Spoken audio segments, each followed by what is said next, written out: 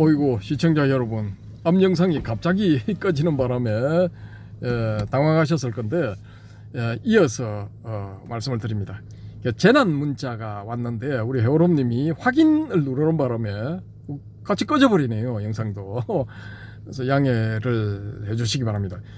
아무튼 그 한국의 고승들 미국 가서 또 추태를 부린 경우도 있습니다. 그 오쇼나 아니면 그 티벳 스님처럼 그런 대단한 뭐 혹은 뭐 아주 난잡한 그런 경우는 아니지만 비슷한 뭐 강도는 좀 약하지만 본질적으로는 똑같은 그런 문제를 일으킨 부분들도 있습니다. 그것도 이제 제가 말씀드릴게요. 다음 부분에 다음 그 한 보름쯤 지나서 올라갈 그 영상에 제가 말씀을 드릴게요. 아주 유명한 분입니다. 근데 이제 이니셜로 소개를 드리겠습니다. 아무튼 뭐 그런 문제들이 일어날 수 있다는 거죠. 그래서 뒷띠를 그 본다는 부분, 볼견자를 너무 그 부분에 대해서 집착을 하시게 되면은 너무 그 부분의 공능에 대해서 확신을 가지고 소위 말해서 뭐 일본식으로는 폭주를 하게 되면은 이런 문제점들이 일어난다라는 겁니다. 그래서 제가 그때 그분이 견해에 대해서 어떻게 생각하느냐라고 하셨을 때 그런 걸 다 포함해 가지고 그거 뭐 본다는 그런 개념 아니냐라고 이제 말씀을 드리니까 그런 반응 실망감과 또 이제 낮추어 보는 듯한 뭐 그런 눈빛 그런 걸 하고 가시고 그 뒤에 한 7강인가가 계속됐는데 뭐 7주 동안 계속됐는데 한 번도 이제 안 오시더라고요, 보니까. 그래서 그런 문제가 있는 겁니다. 그리고 이 띠띠의 이를 이제 견이라고 우리가 이 한자로 일반적으로 번역을 하는데 친견이라는 거 있죠. 친이 만난다, 친이 보게 된다, 뭐 이런 거죠. 지지난번인가 뭐 친견이라는 용어를 들어서 우리 해오롬님이 우리 대학 시절에 어느 스님 한 분을 이렇게 만나고 불짝답사 간 김에 만나고 그때 제가 이제 소개를 할 때 이제 친견을 했으니까 하니까 우리 해오롬님이 막 박장대소를 하면서 뭐 친견이라고 하면서 뭐 이렇게 웃어 넘기니까 다른 모든 사람이 당황했다라고 말씀을 드렸는데 그 부분의 이제 밑에 댓글에 DDL님이 댓글을 다시기를 친견에는 이 선가에서는 이중적인 뜻이 있다. 그래서 당사자를 만난다는 뜻도 있지만은 당사자를 직접 만난다 그런 뜻도 있지만은 선가에서는 그보다 어느 스님을 친견했다. 예를 들어 성철 스님을 친견했다 하면은 성철 스님의 진면목을 받느냐 안 받느냐 그 부분 그런 의미도 있다. 그래서 서로 이제 상대방의 어떤 그 수준을 파악하는 것을 이제 친견한다라고 표현할 수도 있다라고 말씀을 하셨거든요. 그리고 친견한다는 거는 나이가 뭔 상관이냐 그런 말씀도 하셨는데 저 100% 동의합니다. 동의하고 이 선가에서 이제 일종의 언어로서 쓰이면서 서로 이야기를 할 때 아무개 스님을 친견해봤느냐, 그럼 이제 법거래를 해봤느냐, 서로의 이 경지를 탐색을 해봤느냐, 뭐 이런 의미죠, 그죠? 그러면은 이게 견이 상당히 그 긍정적인 의미, 중요한 의미로 쓰이게 된 거죠. 근데 이 원어, 이 빨리어에서 특히 팔정도에서 쌈마디티 정견이라고 쓰였을 때는 이게 한정이 돼 있다라는 거예요. 일반적인 의미로는 뭐냐 하면은 네가 이 세상에 태어난 게 업 때문이다. 업의 결과물인 걸 네가 업의 결과물인 거를 네가 보느냐라는 거예요. 그다음에 이 모든 중생들이 모두 업 때문에 생겨난 걸 보느냐라는 거죠. 이 기세간 이런 그 바다, 뭐 산, 불빛, 뭐 여기 앞에 삐쭉삐쭉 솟아 있는 테트라포드 이런 게 다 이 도로도 그렇고 우리가 타고 있는 차도 그렇고 이게 전부 중생의 업력에 의해서 생겨나는 것이라는 걸 네가 보느냐라는 그런 의미입니다. 일반적인 의미로는. 그 다음에 좀 특수한 의미로는 이 고를 사성제의 고를 이게 네가 보느냐라는 거죠. 고를 보느냐, 고의 원인을 보느냐, 고가 어떻게 생겨난 것인지 보느냐, 고가 소멸한 상태를 보느냐, 고가 어떤 과정을 거쳐서 이게 소멸되는가, 고를 소멸하는 그런 것들을 할 수 있는 방법들을 보느냐 이겁니다. 그러니까 사성제를 보느냐라는 거죠. 요게 정견이라는 겁니다. 정견. 우리가 일반적으로 알 수 있는 우리 그 해오름님 아까 말씀하신 공의 도리를 보느냐, 뭐 알아차리느냐, 뭐 이런 거하고는 10만 8천리 떨어져 있다는 거죠. 전혀 아무 관계 없는 이야기다라는 겁니다. 그러니까 이런 용어들을 접한 이 초기불교 하신다는 분들이 대성불교 저거 완전히 사기다, 뭐 엉터리다. 아니 초기불교에서는 그런 의미가 전혀 없는 건데 왜 저런 헛소리들을 하고 자빠졌냐, 뭐 이거죠. 그런 분들 입장에서 봤을 때는 이거 좀 전에 이 여러분이 말씀하신 공의 도리를 옳게 파악하느냐 못하느냐, 옳게 파악하는 것이 견이다, 이건 개소리인 거야. 왜? 초기 불교에서 지정되어 있는 그런 내용이 아니거든. 그러니까 이게 사설이 돼버리는 거야. 삿된 발언이 돼버리는 거죠. 이런 문제들이 있다라는 겁니다. 근데 우리 대성불교도 입장 혹은 선불교도 입장에서 봤을 때는 그 좀 웃기는 거죠. 너무나 좁은 의미에서 그걸 적용을 시킨다라는 거예요. 정견을. 그럼 정견만 그렇게 있느냐 하면은 나머지도 다 마찬가지야. 나머지도 다 이게 있어요. 정정진도 있고 뭐 정명도 있고 정사유 이거 뭡니까 정념 뭐 이거 다 이게 정어도 있고 뭐 이게 딱 정해져 있어요. 그게 뭔지 딱딱딱딱 정해져 있어.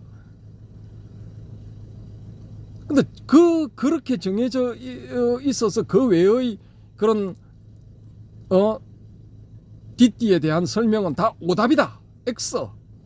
이렇게 하시는 분들한테 제가 묻고 싶은 건 뭐냐 하면은, 그래 당신이 팔정도에 대해서 그렇게 잘 알고 있는데 그러면은 팔정도를 정득을 했느냐 이거야.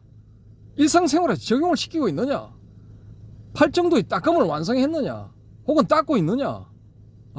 그렇게 해서 소위 말하는 사상팔배 중에 한 군데 들어갔느냐 이거야. 소위 말하는 성윤의 지위에 이르느냐 이거야. 쉽게 말해서 사성제에만 국한시킨다면은 그래서 니로다 멸의 이 단계에 들어갔냐 이거야. 열반의 세계에 들어갔냐 이거야. 그렇게 잘 알고 있는데 못 들어갔으면 왜 못 들어갔냐 이거지. 왜 그렇게 정확하게 알고 있으면서, 적확하게 알고 있으면서도 당신은 왜 깨닫지 못했냐라는 거지. 그러면서 그런 지적인 그런 아르마리를 가지고 나름대로 소득을 얻은 대승의 거사들, 대승의 보살들, 대승의 스님들을 비난을 할 수 있느냐라는 겁니다. 어디까지나 저의 뇌피셜 상에서 뇌피셜에 입각해서 던지는 질문입니다. 혹시 지나가는 초기불교 하시는 분 계시면은 댓글을 달아주시면 감사하겠습니다. 아무튼 이 초기불교에서 사용하는 용례도 이제 우리가 정확하게 알 필요가 있지만은, 그러면은 그 뜻이 명확하게 드러나거든요. 바람의 금경님이 설명해 놓으신 그런 쌍카라에 대한 4가지 이 범주, 그처럼 정확하게 파악을 할 수 있다는 이점이 있습니다. 이 이점이 있는 반면에 너무 거기에 집착해 버리게 되면은 넘어서지를 못한다는 거야. 거기 문자적인 해설 내지 해석에 갇혀가지고 빠져나오지를 못해요. 그런 약점이 있다라는 겁니다. 그런 것들을 모두 감안을 하시고, 제가 이 전재성 박사님의 쌍유타 니까야의 머릿말하고, 1권의 머릿말하고 해제 부분을 빠르게 읽어드리겠습니다. 요 부분을 한번 감상해 보시기 바랍니다. 불 좀 켜주시기 바라고요. 머릿말 거의 9년 전에 경전연구소에서 번역한 이 쌍유타 니까야 1권의 초고는 기구한 운명을 겪었습니다. 그 다음에 경전연구소의 화제로 분실하는 줄 알았습니다.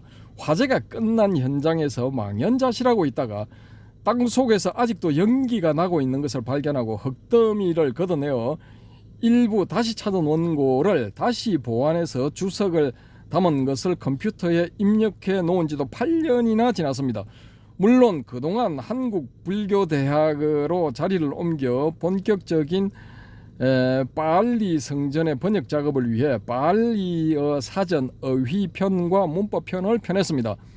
이 책은 2년 전 우리말 빨리 성전의 첫 번째 경어로 출판하려 했으나 IMF 때문에 보류되었다가 이번에 교계의 뜻있는 인사들의 후원으로 8년 만에 빛을 보게 되었다.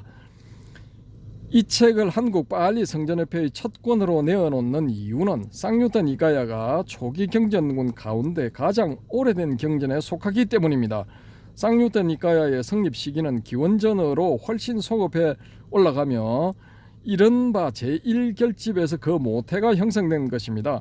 특히 이 첫 권은 머물지도 애쓰지도 않으면서 세상의 집착을 뛰어넘어 열반에 도달한다는 중도적인 교설로 출발하여 신들과의 대화나 악마와의 대화 등이 흥미로운 필치로 서술되고 있습니다.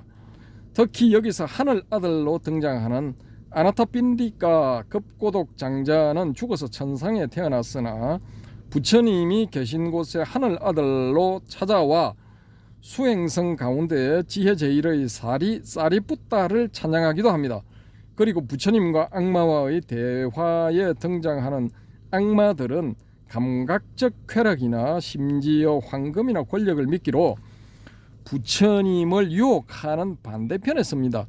그러나 다른 종교에서의 악마와는 달리 여기서 악마들은 부처님과의 대조적인 견해를 드러냄으로써 깨달음의 길을 분명히 하지만 자신의 정체가 드러나면 슬퍼하며 대화의 현장에서 사라지는 소극적인 성격을 지닌 것이 재미있습니다. 특히 이 쌍유타의 제가신도품에는 부처님의 유머로 가득한 경전들이 있습니다. 어떤 바라문 농부가 탁발하는 부처님을 비난하여 그대 수행자도 밭을 갈고 씨를 뿌린 뒤에 드십시오라는 모욕적인 언사에 대해 부처님께서는 나도 밭을 갈고 씨를 뿌린 뒤에 먹습니다. 믿음이 씨앗이고 고행이 비며 지혜가 나의 멍에 묶인 쟁기다라고 답변합니다. 참 대단하죠, 그죠? 저는 이런 부처님 좋아합니다. 막 어렵게 사성제가 어떻고 팔정제가 어떻고 37조 높음이 어떻고 피곤해. 아무튼 저 본문 또 갑니다. 이 책을 출판하면서 한국 빨리 성전협회의 이 발족을 축하해 주신 옥스포드 대학교의 교수이자 빨리 성전협회 회장인 곰브리지 박사님과 세네라뜬의 스리랑카 대사님에게 무엇보다 감사드리며 본 협회의 고문을 맡아주신 전 대한민국 학술회 회장 서돈각 박사님, 전 인도철학교회 회장 원의범 박사님, 전 동국대 부총장 김용정 박사님께도 특별히 감사를 드립니다. 그리고 필자에게 초고를 양도해 주신 돈연 스님, 편집과 윤문에 후원하신 신춘열 법사님, 지성남 보살님과 유춘옥 법우님, 부모님과 초고를 컴퓨터에 입력한 집사람에게 깊은 감사를 드립니다. 이 책이 8년 만에 나올 수 있기까지 한국 빨리 성전협회의 발행인으로 물심양면의 배려를 아끼지 않은 실상사의 도법스님과 수경스님, 조계사의 지용스님, 봉원사의 원예스님과 보천스님, 그리고 일현스님과 방상원스님, 이분은 성씨까지 써놨네. 저하고는 아무 상관없습니다. 저희 집안 분도 아닌 것 같네요. 딱 보니까 동진 스님 등 여러 뜻있는 스님과 불자님들의 후원에 깊은 감사를 드립니다. 그리고 부족한 원고를 꼼꼼히 윤문하고 편집 제작하여 주신 이영건님의 노고에도 심심한 감사를 드립니다. 1999년 7월 20일 한국빨리 성전협회 연구실에서 전재성 합장 이렇게 되어 있습니다. 머릿말. 예. 이 책이 나오게 된 과정, 또 도와주신 분들, 그분들에 대한 감사 인사 뭐 그런 거죠. 이제 해제 부분으로 넘어갑니다. 빨리의 성전은 원래 스리랑카의 테라바다 상좌부 불교에서 전해져 내려오는 것으로 다른 빨리 성전들처럼 스리랑카, 미얀마, 태국, 캄보디아에서 각 나라 문자로 기록 보존되어 오고 있다. 최근의 교정본으로는 1881년에 시작된 빨리 성전협회 PTS 빨리 성전협회 이게 과로 되어 있는데 이게 하면 안 되는데 빨리 성전협회와 이렇게 되어야 되겠네요. 1959년 까시압 스님의 지도 아래 인도에서 교열하여 데바나가리로 표기한 나란다 판본이 있고 빨리 성전협회 본과 1959년 까시압 스님의 지도 아래 인도에서 교열하여 데바나가리로 표현한 나란다 판본이 있고 가장 최근의 교열본으로는 1980년 우누에 의해 조직된 미얀마 삼장협회본이 있다. 이번에 이 쌍유타 니카의 번역에서는 다른 판본과 대조하지 않고 순전히 로마나이즈한 빨리 성전협회본에 의존했음을 밝혀둔다. 즉 빨리 성전협회 간행의 레온 페르가 교열한 빨리본 쌍유타 니카야와 우드버드가 교열한 붓다고사의 주석서인 사라타 빠까시니를 저본으로 했다. 이거 보자. 사라타 빠까시니 뭐 이렇게 읽어야 될 것 같습니다. 를 저본으로 했다. 이게 현시 조어소를 저본으로 했다. 그리고 리스 데이비스 부인이 영역한 유사한 말씀들의 책 The Book of Kindred Sayings 유사한 말씀들의 책 독일 학자 가이그가 독역한 쌍유타 니카야 일본 학자 아카누마 지젠이 번역한 상응부 경전을 참고해서 번역했다. 쌍유타는 산스크리트의 쌈 유저의 빨리형 과거분사로 주제에 따라 함께 묶인 것, 연합된 것, 상응된 것이라는 의미를 지닌다. 이것을 한역대장경에서는 잡이라고 번역했는데 아이러니컬하게도 한역 잡함경의 분류 방식이 각 권의 주제와는 상응하지 않는 잡다한 편집 방식을 드러내고 있다. 빨리 성전을 번역한 일본의 남전대장경에서 상응이란 한역수어를 사용했는데 그것은 유가, 즉 요가와 관계된 많은 전문 수어의 번역에서 공통적으로 쓰이는 용어라서 착오의 여지가 없는 것이 아니다. 그리고 니카야는 상스크리트적인 어원 자체가 니카야로 모임, 모음, 종류, 신체, 주거, 부집의 의미를 지닌다. 이 용어에 해당하는 것이 북전에서는 아함이라는 용어로 대체되었다. 아함은 상스크리트로 아가마를 음사한 것으로 유래, 기원, 재산, 전통, 전성의 뜻을 지닌다. 따라서 쌍유타 니카야는 주제에 따라 함께 엮은 가르침 또는 경전들의 모음이라는 뜻을 지닌다. 쌍유타 니카야는 빨리 성전의 경율론 가운데 부처님의 가르침의 원천인 경장에 속해 있으면서 그 위치는 다른 두 니카야, 즉 디가 니카야, 마찌마 니카야에 이어 세 번째로 있으며 그 다음에 앙구타라 니카야가 뒤따른다. 한역대장경에서도 순서는 같으며 대정신수대장경에서는 2권에 실려있다.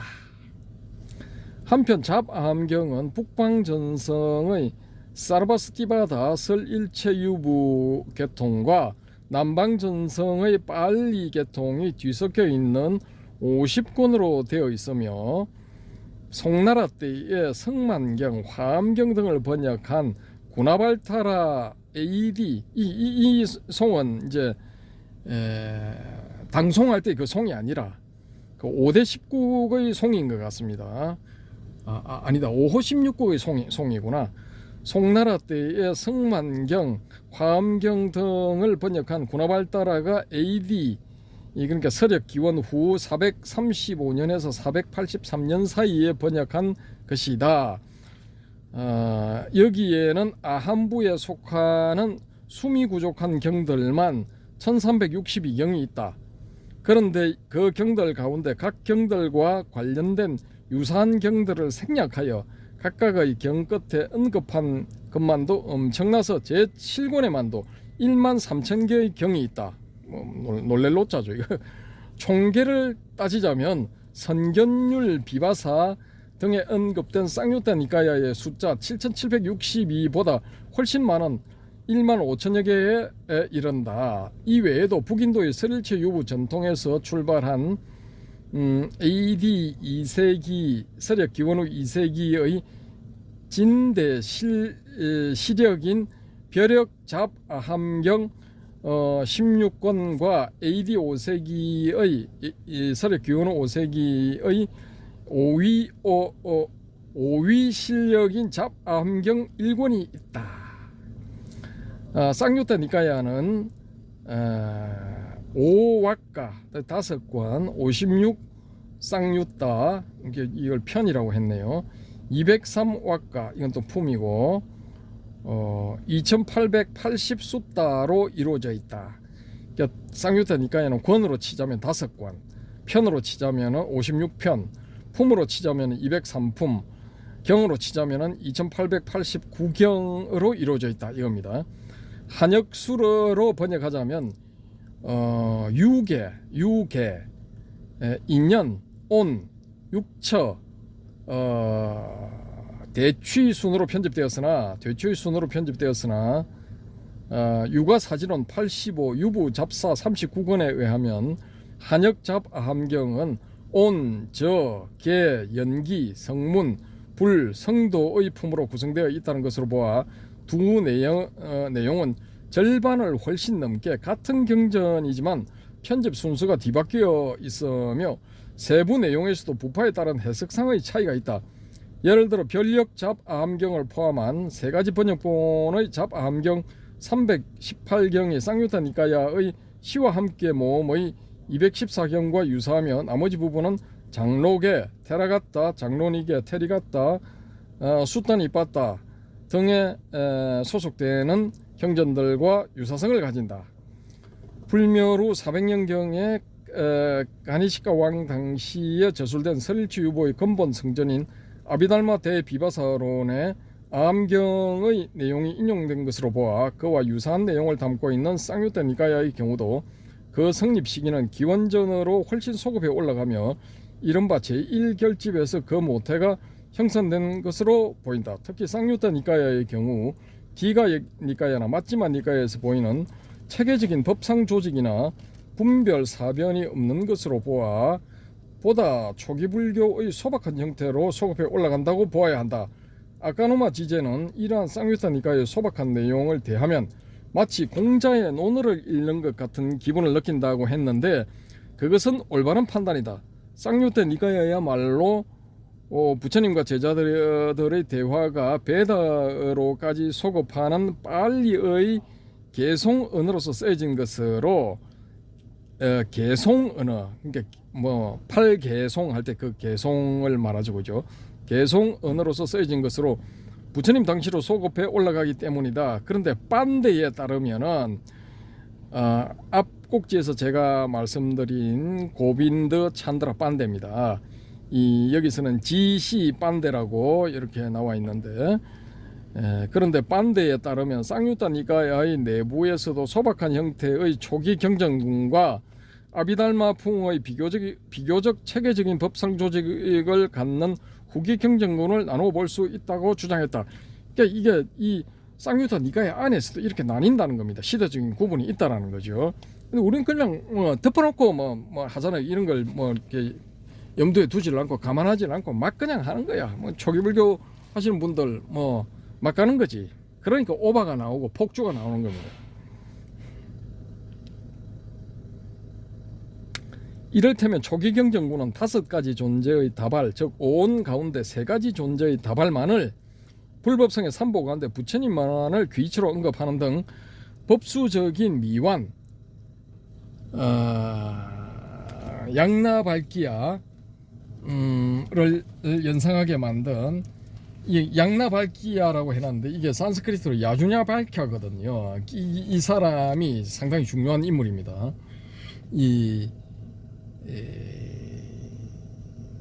저거라고 보는데 바라문이라고 보는데 혹은 그 바라문 철학자라고 보는데 이 사람 하여튼 뭐 다음번에 제가 언급을 할게요. 이 후배 책을 소개하면서 야주냐발 그 안에 내용이 나오거든요. 야주냐발캬가 들어있느냐 언급이 됐느냐 안 됐느냐에 따라서 이제 시대의 그런 구분이라든지 우파니샤드와 연결해가지고 우파니샤드가 불교 전에 등장했는가 불교가 자리를 잡고 난 후대에 등장했는가 그걸 가르는 기준이 되기도 합니다. 이 아주 중요한 인물인데 여기는 양냐발기야라고 이렇게 발음을 하네요.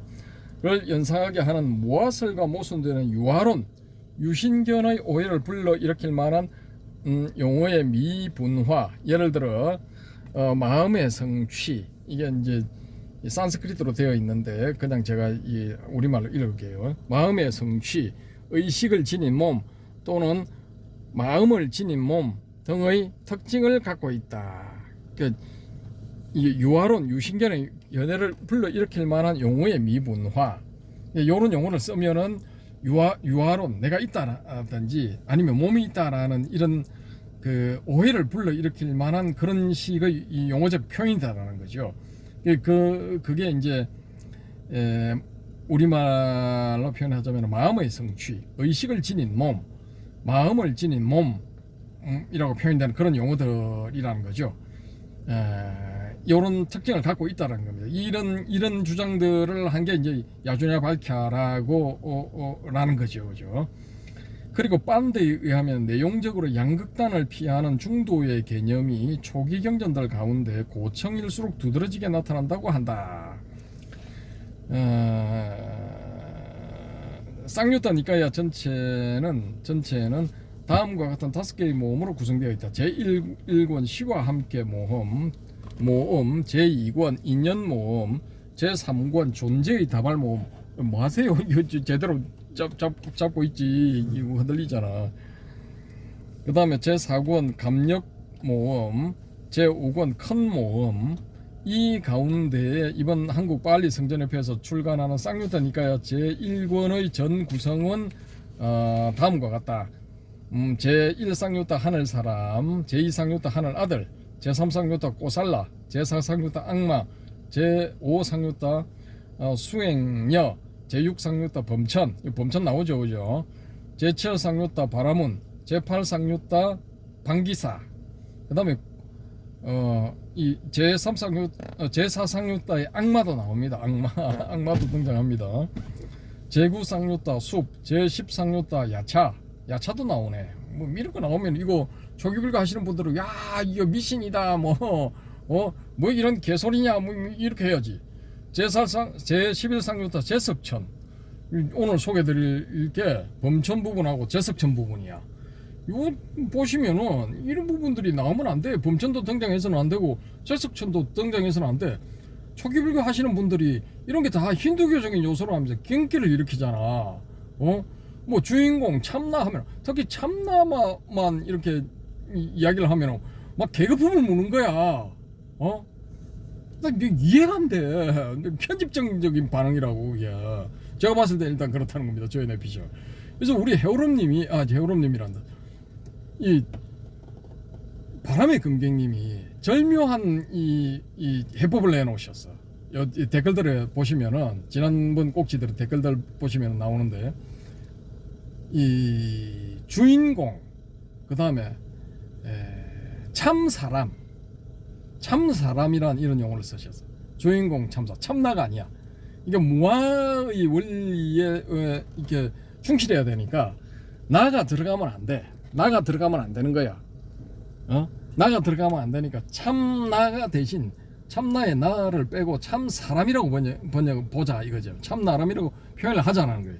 주인공 참나를 주인공 혹은 참 사람을 불성으로 보자는 거예요. 불성.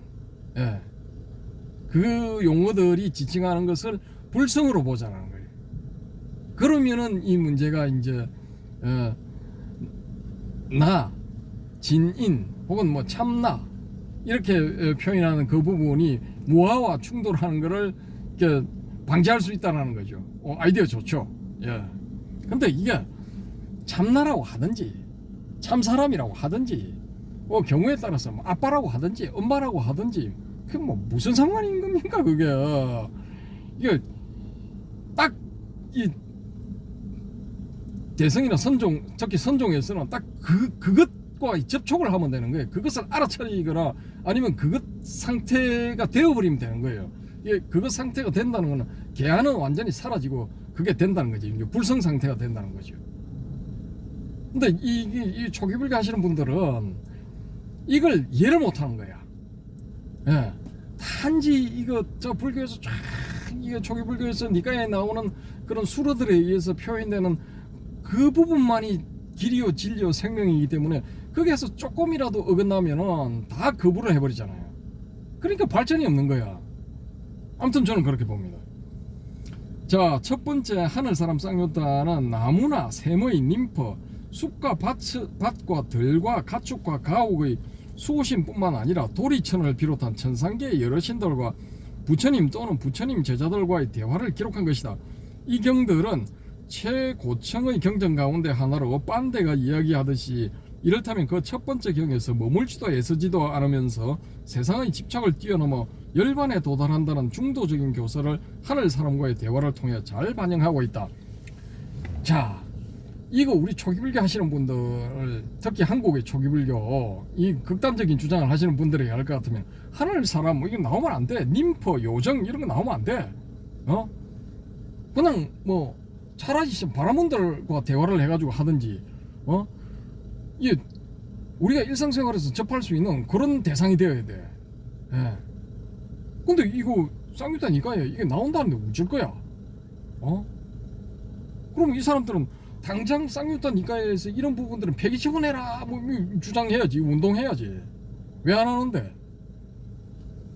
두 번째는 하늘아들 쌍유타는 하늘사람 쌍유타와 동일한 맥락에 있으나 대화자인 천신의 이름이 알려지지 않은 경우에는 하늘사람이라고 표현했고 대화자의 이름이 알려지면 하늘아들이라고 했다. 이를테면 나중에 힌두교의 절대신으로 군림한 시바, 산스크리트로는 휘바죠. 휘바 신도 하늘아들로 등장해서 대화를 나누고 태양신 수리야 도 부처님과 일식현상을 두고 신화적인 대화를 나눈다. 그러면은 초기불교주의자들에 의할 것 같으면 이렇게 대화하는 이 샤카무니는 맛이 간 거야. 돌아버린 거야. 정신 나간 거지. 아니 이거 쉬바하고 힌두교의 주요 신인 쉬바신하고 태양신 수리야하고 대화를 하더니 이게 말이 되는 소리야. 이거 완전히 힌두적인 거잖아. 힌두교적인 거 아니야. 그러면 이 쌍요따니까 이 부분을 모아서 불살라버려야지. 없애버려야지. 안 그렇습니까 여러분? 초기 불교의 환장한 여러분, 그것만이 오히려 오로지 니까에 있는 것만이 길이요 진리요 생명이라는 분들은 그리고 대성불교권에서 행해지고 있는 그런 하늘에 제사 지내고 뭐 죽은 사람을 위해서 천도제 올리고 뭐 기타 등등 뭐 말도 안 되는 그런 다 이거 바라문교적인 거다, 힌두교적인 거다라고 주장하는 그런 분들, 이거 뭐 완전히 이거 말도 안 되는 소리잖아 이거. 어떻게 생각하십니까 여러분? 특히 여기서 하늘 아들로 등장하는 아나타 핀디카는 아함경에서 급고독 장자로 알려져 있는데 그는 죽어서 천상에 태어나서나 부처님이 계신 라자가하에 있는 벨루바나의 깔란다까 니바빠의 깔란다 까니바빠인가 하늘 아들로 찾아와 수행성 가운데 지혜와 계행으로 열반에 도달한 사리푸타를 찬양한다. 뿐만 아니라 세상을 타개했으나 선행으로 천상계에 태어난 이교도의 제자들이 부처님을 방문해 대화를 나누기도 한다. 야, 이거 이교도 오면은 바라문교도일 수도 있고, 그 다음에 니간타 나타푸타 자이나교의 제자일 수도 있는 거잖아. 야, 이게 참 진짜 이 초기불교 하는 양반들 이거 불살라라. 쌍욕다 니가에 불살라라.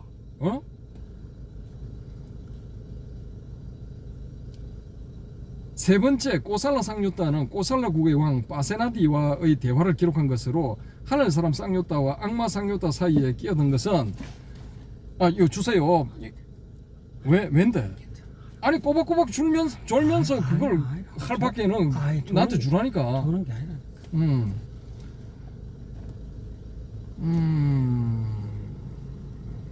자, 꼬살라 쌍욕다는 꼬살라 국의 왕 파세나디와의 대화를 기록한 것으로 하늘 사람 쌍욕다와 악마 쌍욕다 사이에 끼어든 것은 편집상의 일관성이 결여된 것이긴 하지만 꼬살라국과 마가다국의 전쟁에 관한 내용을 담은 역사적인 중요한 기록들을 담고 있고 개인의 미적 가치관의 상대성이나 인광고 사상 등이 담겨져 있다. 네 번째, 악마 쌍욕다는 악마 빠삐만과 부처님의 대화를 기록한 것으로 여기서 악마는 자주 추하거나 매혹적인 모습으로 나타나서 부처님을 유혹하며 대화를 나눈다. 악마는 모든 경우에 감각적 쾌락이나 황금, 심지어 권력을 미끼로 부처님을 유혹하는 반대편에 선다. 그러나 다른 종교에서의 악마와는 달리 여기서의 악마들은 부처님과의 대조적인 견해를 드러냄으로써 깨달음의 길을 분명히 하는데 기여하고 있으며 자신의 정체가 드러나면 괴로워하고 슬퍼하며 대화의 현장에서 사라지는 소극적인 성격을 지니고 있다. 다섯 번째, 수행녀 쌍욕다는 출가한 수많은 수행녀들의 미묘한 심리적 갈등을 그린 것으로 그 갈등은 악마 빠비만과의 대화로서 등장한다. 예를 들어 여자로서 성자가 되려고 노력하는 비구니를 조롱하는 악마 빠비만에게 소마라는 수행녀는 다음과 같이 대답한다. 마음이 잘 집중되어 최상의 법을 보는 자에게 지혜가 나타난다면 여성의 존재가 무슨 상관이랴? 이거 맞는 말이지. 이와 같이 생각하는 사람에게 나는 남자다 또는 여자다, 그렇지 않으면 도대체 무엇이다 라고 말해야 한다면 그는 악마일 뿐이리.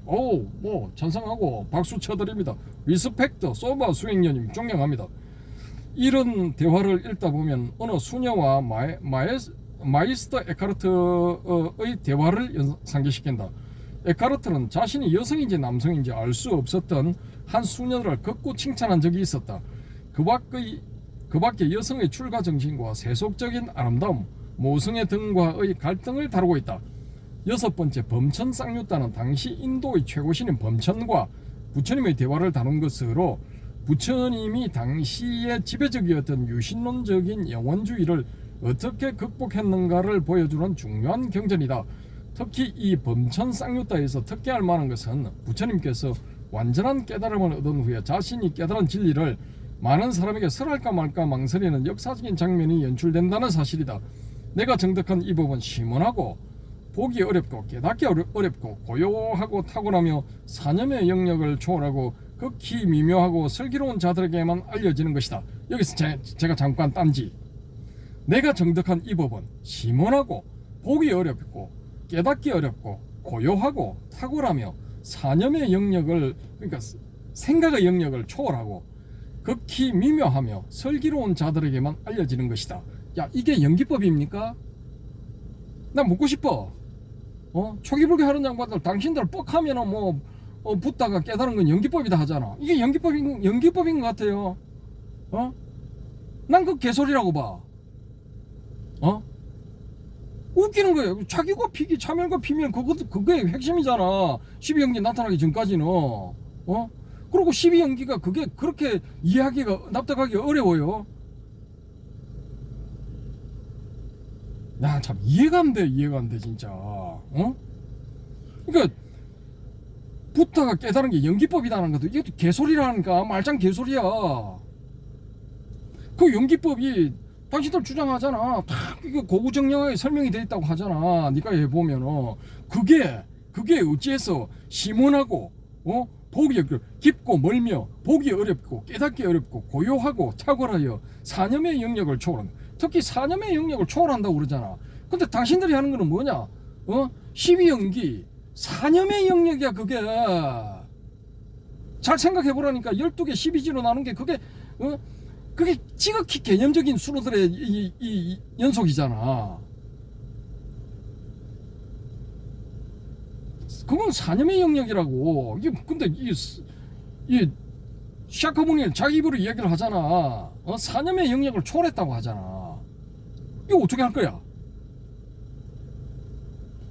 자, 극히 미묘하여 슬기로운 자들에게만 알려지는 것이다. 감각적 쾌락의 경향을 즐기고, 이제 이 주름 말줄임 좀 있고요. 감각적 쾌락의 경향을 즐기고 경향을 기뻐하고 경향에 만족해야 하는 사람들은 이와 같은 도리, 즉 조건적 발생의 법칙인 연기를 보기 어렵다. 나 이거 조건적 발생의 법칙인 연기를 보기 어렵다. 난 이 구절에도 난 반대야. 에? 난 이거 아니라고 봐요. 이건 나중에 짜 맞춰진 거야. 누구들에 의해서? 부파불교 논사들에 의해서 이게 짜 맞춰진 거라고 봅니다. 그러면 이거 초기불교 하시는 분들, 특히 이 연기법에 대만족하시는 분들이 봤을 때는 완전히 저는 또라이죠. 예, 또라이 맞습니다. 당신들이 봤을 때는 저는 또라이입니다. 예, 그러고 계속 진행하겠습니다. 말줄임표 있고, 내가 이 진리를 가르쳐서 다른 사람들이 나를 이해하지 못한다면 그것은 나의 고통이 되고 나에게 상처를 줄 것이다. 이 부분도 첨가되었다고 해요. 쉽게 말해서 깨자가 되면은 다른 사람들이 나를 이해하지 못하든 이해를 하든 그거 신경 안 써. 네 팔 네가 흔들고 내 팔 내가 흔드는데, 네가 나를 이해하지 못한다고 해서 내가 나의 고통이 되고 나에게 상처를 줄 것이다? 말도 안 되는 소리야. 실질적으로 이렇게 생각한다면 이런 고타마 시다르타 스카모니 불은 이거 깨닫지 못한 거야. 이거 어디까지나 저의 내피셜. 자, 그때 범천 사암파티가 등장해서 진리를 설할 것을 공고한다. 이것도 봐. 범천이 등장해가지고 진리를 설할 것을 공고했잖아. 이런 범천에게 제사 지내는 걸 힌두교적인 나쁜 행위다고 계급품을 물고 공격하잖아. 완전 웃겨 하여튼 간에. 그러나 그러한 청원 이전에 여기에 등장하는 사암파티의 독백이 중요하다. 참으로 이렇게 오신 님, 거룩한 님, 올바로 원만히 깨달은 님께서 머뭇거리며 진리를 설하지 않기로 마음을 기울이신다면 참으로 세계는 멸망한다. 근데 저는 그렇게 생각 안 해. 석가모니가 출연을 안 했어도 세계는 멸망 안 했다고 봐요. 아니 그러면은 석가모니가 출연하기 전에 있던 세상은 왜 멸망 안 하고 그때까지 영속이 됐는데, 진행이 되었는데. 웃기잖아 이게. 이는 부처님께서 자신이 깨달은 진리를 설하는 것이 다음 순간 세계를 파멸로부터 구원하는 데 필수적인 것임을 자각하신 것을 드러낸다. 이게 다 짜맞춰진 거야. 에? 7번째 쌍유따인 바라문 쌍유따는 범천 쌍유따가 부처님 당시의 보다 지배적인 종교와의 관념적인 관계를 드러내는 데 비해 당시의 지배적인 종교의 사제였던 바라문들과 신흥 종교인 불교와의 실체적인 관계를 나타낸다. 특히 절대신과 사제로서의 우월성을 믿는 제사 중심주의를 숭배했던 바라문교의 사제들에 대한 부처님의 처방은 유명한 순다리까 경에 나오는 다음과 같은 말이다. 출생을 묻지 말고 행위를 물어라. 이거 무지하게 중요하죠. 예. 출생보다는 그 사람이 한 은행에 따라서 그 사람의 가치가 결정되는 거야. 예. 여기에 대해서는 저는 전적으로 동의합니다. 특히 이 쌍유따의 제가 신도의 품에는 부처님의 위트 있는 유머로 가득한 경전들이 있다. 어떤 바라문 농부가 아까 나왔죠. 앞에 쭉 이렇게 그대도 밭을 갈고 씨를 뿌린 뒤에 드십시오라는 모욕적인 은사에 대해 부처님께서는 다음과 같이 답변한다. 나도 밭을 갈고 씨를 뿌린 뒤에 먹는다. 믿음이 씨앗이고 고행이 비며 지혜가 나의 멍에에 묵힌 쟁기이다. 그 밖에 자꾸만 한 집으로 탁발을 하러 가자 그것을 부담스럽게 생각했던 한 바라문의 난처한 질문에 부처님께서 얼마나 재치있게 넘기는가가 우다야경에 나타나 있다. 8번째 쌍유따는 방기사 쌍유따이다. 방기사 장로는 교달에서 유명한 시인이었다. 그는 자신의 수행 생활에서의 유혹을 스스로 경계하여 시를 짓기도 했고 부처님과 그 제자들의 위대함을 경탄하여 시를 짓기도 했다. 그가 제자들을 거닐고 오시는 부처님의 모습을 보고 읊은 구름이 거친 하늘의 달처럼 오염되지 않은 태양처럼 빛나네. 그대 위대한 성자 앙기라스는 영광스럽게 온 세상을 비추네라는 시는 참으로 감동적인 것이다. 이 앙기라사를 가지고 또 뭐 어떻게 어떤 전문적인 내용을 유추하는 게 있는데 뭐 그런 것도 있습니다. 이 앙기라사가 이 샤카족의 고대 영웅인가 그런데 이것도 뭐 일반적인 다른 그 아리안 계열의 뭐 영웅으로 등장하기도 한답니다. 요 지금 제가 정확하게는 기억이 안 나는데 이게 이제 인도에서 9년 뭐 10년 가까이 유학했다는 이 후배가 이 앙기라사라는 용어를 가지고 또 이렇게 이 전개를 해놓은 그런 내용이 있습니다. 그것도 읽어보면 재밌습니다. 9번째 쌍유따인 숲. 쌍유따는 숲이나 총림에서 수행하던 부처님의 제자들이 명상하던 가운데 수행에가 방해가 되는 나태한 생각이나 우울한 생각이나 나쁜 욕심이 일어나면 하늘 사람들이 나타나서 깨우침을 준다는 내용으로 구성되어 있다. 흥미로운 것은 부처님 당시에 벌써 어떤 하늘 사람이 다음과 같은 게으른 수행성들을 비난하고 있다는 사실이다. 오늘날의 수행성들은 마을에 있는 촌장처럼 스스로를 불만족하게 만들고 다른 집의 재산에 마음을 빼앗겨 자꾸만 먹고는 누워버리네. 뭐 이거 요즘도 이렇죠, 그죠? 뭐 그렇습니다. 뭐 더 이상 안 하고 넘어가겠습니다. 10번째 쌍유따인 야차 쌍유따는 부처님 당시의 민간 신앙적인 하급신들과 부처님의 가르침의 관계를 대화로서 엮은 것이다. 특히 흥미로운 것은 싸누경이다. 제가 신도의 아들인 싸누의 몸속에 귀신인 야차가 들어가서 싸누의 어머니와 대화를 나누는 장면이 나온다. 그런데 야차는 여기서 저급한 악마적인 신이 아니라 민간 신앙적이긴 하지만 오히려 수행을 돕고 수행을 잘하면 수행자를 칭찬하며 돌아다니는 무리를 말한다. 자, 이거 뭐 영혼은 없다. 또 뭐 기타 등등 뭐 윤회는 없다. 이렇게 주장하시는 분들, 초기불교 하시는 분들 뭐 이거 거의 미친 거지 이게. 완전히 힌두교적인 거잖아. 이게 어쩔 거야 이거. 그러면 여기 야차 쌍유따 부분을 다 삭제해야 되나? 범천 쌍유따 삭제해야 되고 뭐 10번째 쌍유따인 제석층 쌍유따 이것도 삭제해야 되나? 한번 고민들 해보세요. 11번째 쌍유따인 제석천 쌍유따는 항상 정의로운 제석천과 항상 불의를 일삼는 아수라가 함께 등장하여 부처님이나 수행자를 예경하고 고모하고 격려하는 내용으로 되어 있다. 이 쌍유따에 등장하는 경 가운데 특히 흥미로운 경은 제3품의 추악함이라는 경이다. 여기에는 추악하고 왜소한 야차와 훌륭하고 단정한 제석천의 변정법적인 관계가 묘사되고 있어 대단히 경이롭다. 야차는 비난받고 혐오를 당할수록 보다 아름답고 장대해져서 제석천처럼 빛나게 되고 칭찬받고 찬양받을수록 점점 왜소하고 추악해져 볼품없이 꾀죄죄한 야차로 돌아간다는 변정법이 이 경 속에 숨어 있다. 일종의 경책이죠. 이 쌍유따들을 이해하는 데 부처님의 하루 일과를 알아둘 필요가 있다. 부처님께서는 오전 6시에서 12시까지는 하늘 눈으로 세상을 관찰하여 묻삶을 도와주고 탁발하고 대중들에게 설법을 하였다. 그리고 12시에서 오후 6시까지는 대자비 삼매에 들어 수행승이나 묻삼들의 괴로움을 살피고 그들을 돕거나 오른쪽 옆구리를 바닥에 대고 오후의 수면에 들기도 하고 일반 사람들을 제도하거나 신도들에게 가르침을 설했다. 초저녁인 오후 6시에서 밤 10시까지는 수행성들이 방문하면 친견을 허락하고 그들과 대화를 나누었다.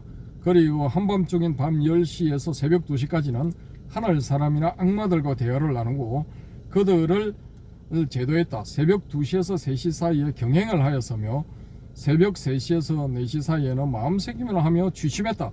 새벽 4시에서 5시 사이에는 열반에 들어 아란의 경지에 들었다. 그리고 새벽 5시에서 6시 사이에는 대자비 산매에 들어 묻삼들의 괴로움을 살펴보았다. 그러면 이거 의문이 생기는 거야. 도대체 몇 시간을 주무신 거야 이거? 이건 뭐야? 오전 6시에는 기상을 해야 되니까. 그리고 새벽 4시에서 이거 뭐야? 새벽 3시에서 4시 사이는 마음새김을 하며 취침했다. 그러면 3시에서 한 10분 동안 이거 마음새김 하면서 사띠죠, 그죠? 사띠 하면서 취침했다고, 사띠 하고 취침했다고 칩시다. 3시 10분에 10분 동안 사띠 했다. 그러면 6시에 깨야 되니까 요 2시간 50분 취침이야, 취침 시간이. 에? 이거 하고 사람의 몸이 버틸 수가 있겠습니까, 이게? 못 버틴다고 이거 뭐 한 일주일 하는 거는 문제가 없겠지만 이걸 뭐 몇십 년 계속 해봐 이거 뭐 어떻게 돼? 뭐 사람이 대꼬챙이처럼 말라버리지. 아니면 그 전에 뭐 1년을 못 넘기고 사망하거나 그럼 또 뭐 부처님이기 때문에 강하다 이렇게 하시는 분들도 계시겠지만 뭐 그럴 수도 있겠죠, 그죠? 한두 시간 뭐 경우에 따라서는 뭐 아예 뭐 이렇게 취침을 안 하고 명상 상태에 들어 있으면서 모든 걸 해결할 수도 있겠지. 예. 아무튼 뭐 경무에 시달렸다. 경무에 시달렸다. 한마디로 이렇게 볼 수가 있겠죠. 뭐 참고하세요, 스님들. 이거 교주이자 교조도 이렇게 열심히 이 시간을 보냈는데 그러니까 낭비하는 시간이 전혀 없잖아. 그런데 지금 뭐 그냥 뭐 소위 말해서 방일을 그냥 노는 거야. 무료하게 시간을 보내는 거야. 그걸 그냥 뭐 일과 중의 대다수를 보내는 여러분 그런 분이 계시다면은 반성하시기 바랍니다. 특히 출가하신 분들. 뭐 이거 부처님하고 하늘과 땅 차이니까 나는 그리 못해 하실 수도 있지만 어쨌든 간에 이거 시아카모니 분은 뭐 열심히 사셨다. 시간을 낭비하지 않으셨다. 뭐 이겁니다. 저는 뭐 죽어서 이거 저기에 가면은 염라대왕의 업경대 앞에 판정을 받으려고 서게 되면은 제가 염라대왕이다. 지옥의 심판관이다. 그러면은 그걸 물을 것 같아. 야, 너는 너에게 주어진 시간을 낭비했느냐 안 했느냐 그걸 물을 것 같아요. 저 같으면은. 그러면 낭비 안 했다 하는 것도 이거 거짓말이야. 왜냐? 낭비하는 시간이 있을 수도 있어. 인간이기 때문에 그냥 이게 자연스럽게 휴식을 취하는 그런 그것도 있어야 돼요. 중간중간. 그래야 재충전이 되지. 그러면 한 시간도 1분 1초도 낭비 안 했다는 놈도 이게 거짓말이고. 그 다음에 뭐 난 그냥 뭐 띵까띵까 놀아서 하는 놈도 거짓말이야. 뭐 이런 놈도 열심히 하는 것도 있을 거 아닙니까? 그렇게 해서 이야기를 들어보고 그래 뭐 모범적으로 살았네 하면 선택을 해라. 네가 극락으로 직행할래 아니면 뭐 다시 한번 태어날래? 그러면 뭐 다시 태어나겠습니다 하면 뭐 돌려보내면 되는 거고, 그럼 업력에 의해서 뭐 태어나겠죠. 그 다음에 난 극락 가겠습니다. 뭐 그럼 저쪽 극락 문 앞에 서가지고 거기서 다시 심판 받아라. 그래서 뭐 오케이 해서 거기서 받아주면 가는 거고, 뭐 탈락하면 뭐 어중간하게 뭐 있는 거죠. 어중간한 존재, 소위 말하는 중엄신의 존재로서 살아가야 되는 거야. 뭐 어쩔 수 없는 거야. 그 요점은 시간을 낭비하지 마라 이겁니다. 특히 뭐 나이 좀 드신 분들, 중년 이상의 분들 금방 갑니다. 세월. 참고하시기 바랍니다. 자, 이렇게 해서 해제 부분만 읽고 일단 여기서 스톱을 해야 될 것 같습니다. 시간이 많이 걸렸기 때문에 이게 이 안에 범천경, 범천 부분하고 제석전 부분은 이 다음 꼭지에서 말씀드려야 될 것 같습니다. 원래는 이거 제가 오늘 하려고 그랬거든요. 왜냐, 이걸 책을 반납을 해야 돼. 책 반납이 한 열흘가량 늦어졌습니다.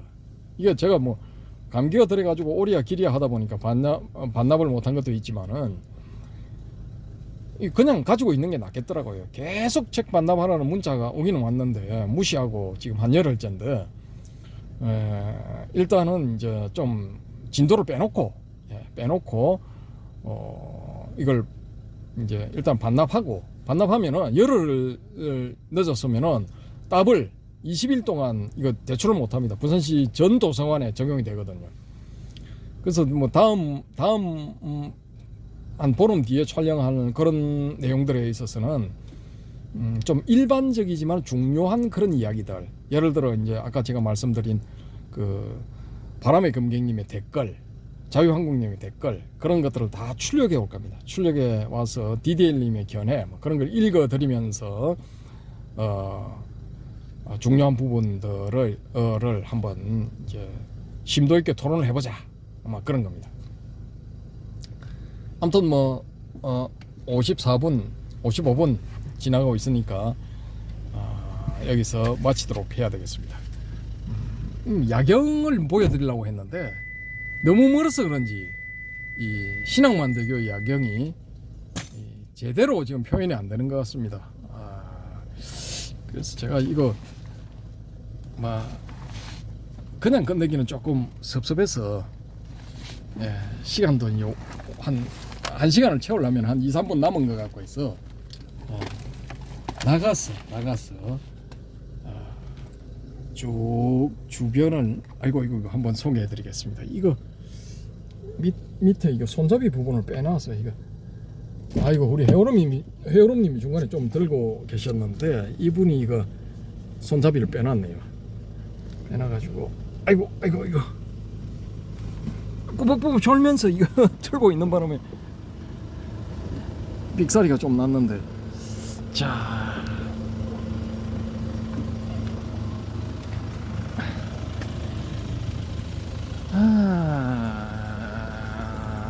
이렇습니다.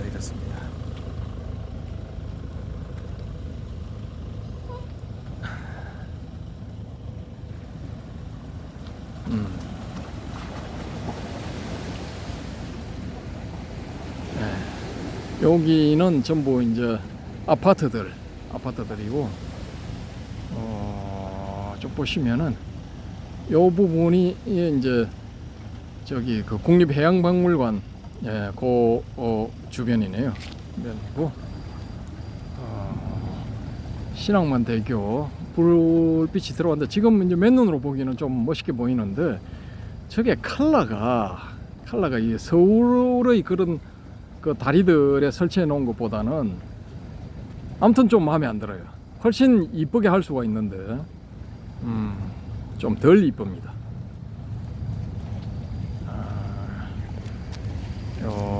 그렇고요. 여기 이렇게 불야성을 이룬 데는 저기 SK인가 SK 아파트인가 그런데 아무튼 저 앞이 바로 이제 5-6도 아파트입니다. 5-6도 보이는데 그리고 여기 이 건물들은 한국해양대학교 건물입니다. 지금 해양대학교 안에 들어와 있습니다. 연구실에 불이 켜져 있는 거 보니까 열심히들 하시는 것 같습니다. 쭉 다시 돌아오면은 이렇습니다. 잠깐 우리 차입니다. 자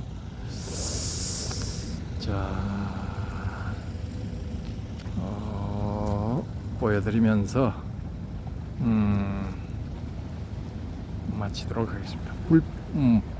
물빛이 좀 거시기 하죠, 그죠? 이게 밤에 들어가시면 안 됩니다.